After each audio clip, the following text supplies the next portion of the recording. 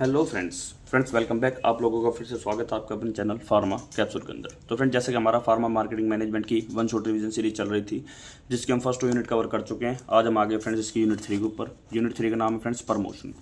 Promotion का मतलब आप सिंपल समझते हैं, किसी प्रोडक्ट को बूस्ट करना मार्केट के अंदर, उसकी जो डिमांड है वो बढ़ाना, उसको बोलते हैं प्रमोशन। तो फ्रेंड्स, इसका हम यूनिट शुरू करते हैं। Unit 3 promotion. तो फ्रेंड्स, प्रमोशन होता क्या है? ये एक प्रोसेस होती है जिसके अंदर कम्युनिकेट करते हैं, इन्फॉर्म करते हैं या बूस्ट करते हैं अपने प्रोडक्ट को मार्केट के अंदर। ठीक है फ्रेंड्स, उसको बोलते हैं प्रमोशन।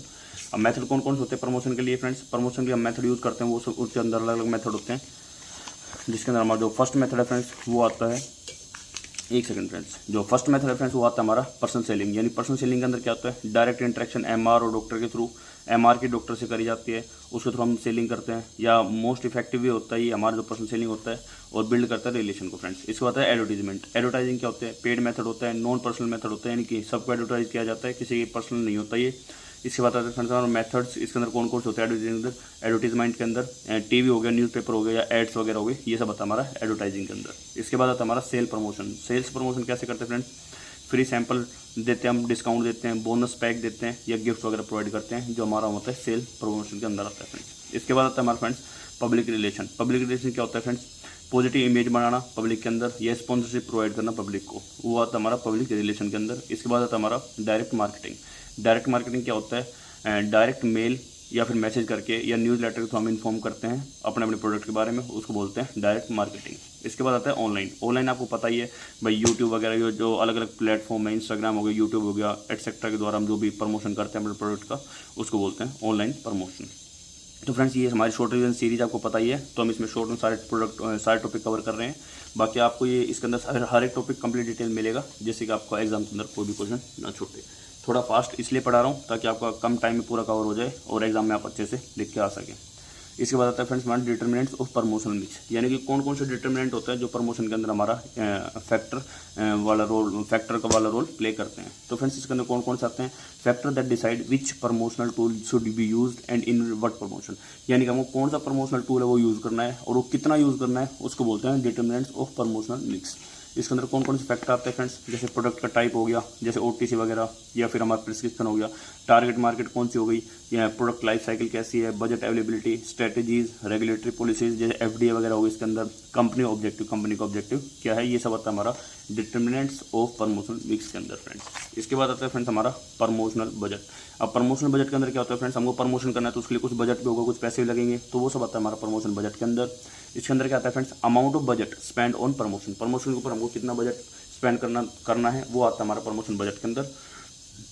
इसके अंदर टाइप आते हैं फ्रेंड्स हमारे जो परसेंटेज ऑफ सेल, यानी सेल का कितना परसेंट हम जो है एडवर्टीजमेंट के ऊपर खर्च करेंगे, ये है।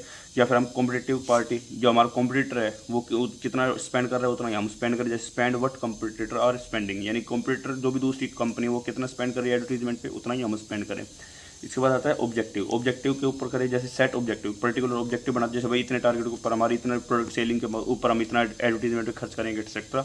इसके बाद आता है अफोर्डेबल मेथड। अफोर्डेबल मेथड यानी चूज ओबलिंग स्पेंड करो लेस मनी, यानी कम से कम पैसे स्पेंड करने के बाद ज़्यादा से ज़्यादा सेल करना, उसको बोलते हैं अफोर्डेबल मेथड। इसके बाद आता है फ्रेंड्स हमारा overview of promotional technique. Promotional technique का ओवरव्यू क्या क्या है? अब इसके अंदर फ्रेंड्स ये सारे पॉइंट आपके सिलेबस के अंदर गिवन है, इसलिए ये नोट्स बहुत ही छोटे हैं, क्योंकि ये पॉइंट डायरेक्टली एक ही टॉपिक के अंदर ये सारे पॉइंट आ रहे हैं। तो इसके अंदर आता है friends personal selling. Personal selling क्या है फ्रेंड्स? आप खुद ही समझ सकते हैं। पर्सनल यानी कि 1-to-1 विजिट, जैसे एमआर विजिट करते हैं डॉक्टर को या फिर फार्मासिस्ट को अपनी ड्रग को सेल करने के लिए। इसके बाद है एडवर्टाइजमेंट। एडवर्टाइजिंग क्या होता है?